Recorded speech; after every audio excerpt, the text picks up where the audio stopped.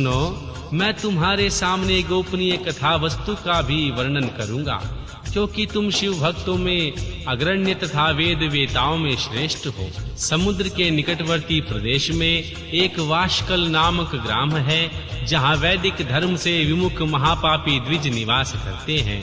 वे सब के सब बड़े दुष्ट हैं। उनका मन दूषित विषयों भोगों में ही लगा रहता है, जो न देवताओं पर विश्वास करते हैं न भाग्य पर।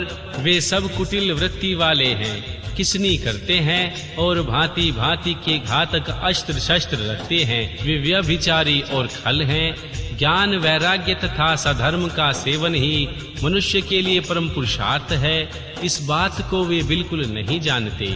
वे सभी पशु बुद्धि वाले हैं। वहाँ के द्विज ऐसे हो गए हैं। वहाँ के अन्य वर्णों के विषय में क्या कहा जाए। अन्य वर्णों के लोग भी उन्हीं की भांति कुत्सित विचार रखने वाले, स्वधर्म विमुख एवं खल हैं। वे सदा कुकर्म में लगे रहते हैं, नित्य भोग विषयों में डूबे रहते हैं। वहाँ की सब स्त्रियां भी कुटिल स्वभाव की हो गई हैं, स्वेच्छाचारिणी, पाप सक्त, कुत्सित विचार करने वाली और व्यभिचारिणी हैं। वे सद्व्यवहार तथा सदाचार से सर्वथा शून्य हैं। इस प्रकार वहाँ दुष्टों का निवास है।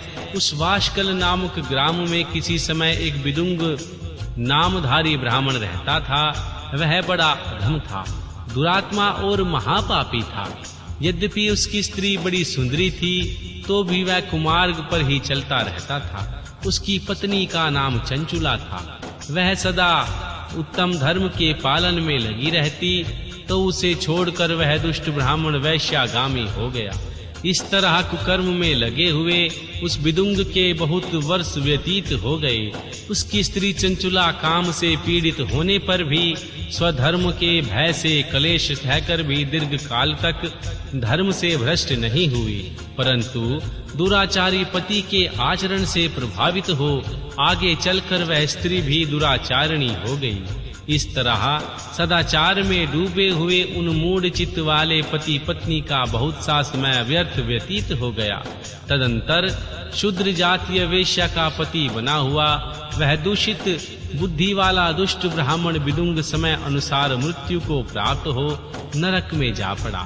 बहुत दिनों तक नरक के दुख भोग कर वह मूढ़ बुद्धि पापी विंध्या पर्वत पर भयंकर पिशाच हुआ।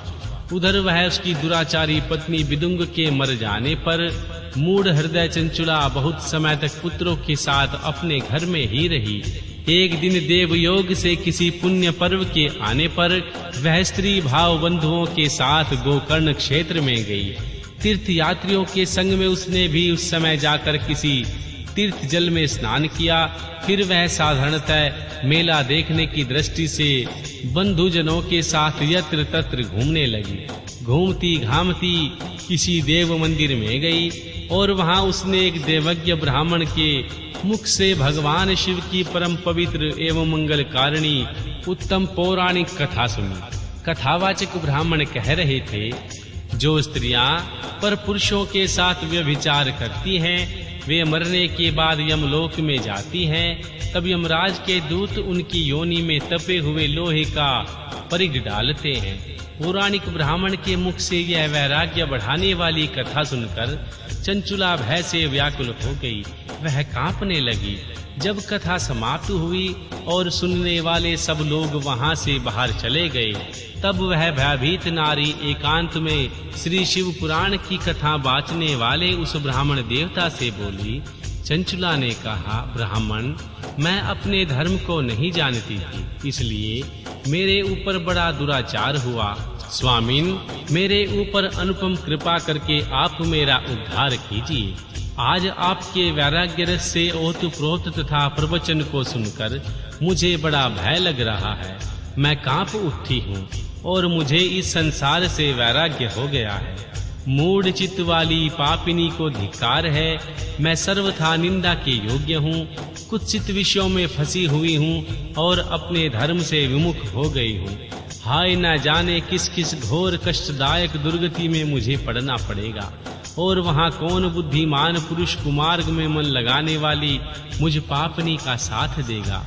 मृत्यु काल में उन भयंकर यमदूतों को मैं कैसे देखूंगी, जब वे बलपूर्वक मेरे गले में फंदे डालकर मुझे बांधेंगे तब मैं कैसे धीरज धर सकूंगी। नरक में जाकर जब मेरे शरीर के टुकड़े टुकड़े किए जाएंगे उस समय विशेष दुख देने वाली उस महायातना को मैं कैसे सहूंगी।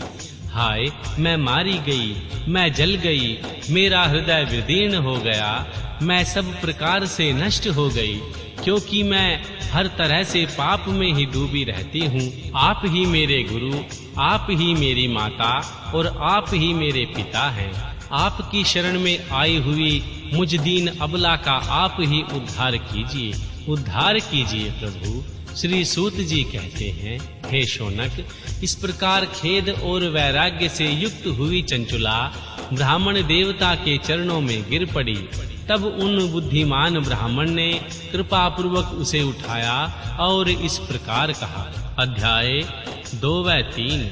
चंचुला की प्रार्थना से ब्राह्मण का उसे पूरा श्री शिव पुराण का सुनाना और समय अनुसार शरीर छोड़कर शिवलोक में जा चंचुला का मां पार्वती जी की सखी बनना एवं सुखी होना।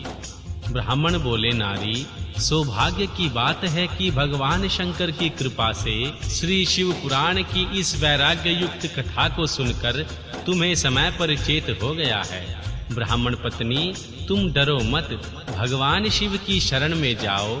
शिव की कृपा से सारा पाप तत्काल नष्ट हो जाता है। मैं तुम्हें भगवान शिव की कीर्ति कथा से युक्त उस परम वस्तु का वर्णन करूंगा जिसमें तुम्हें सदा सुख देने वाली उत्तम गति प्राप्त होगी।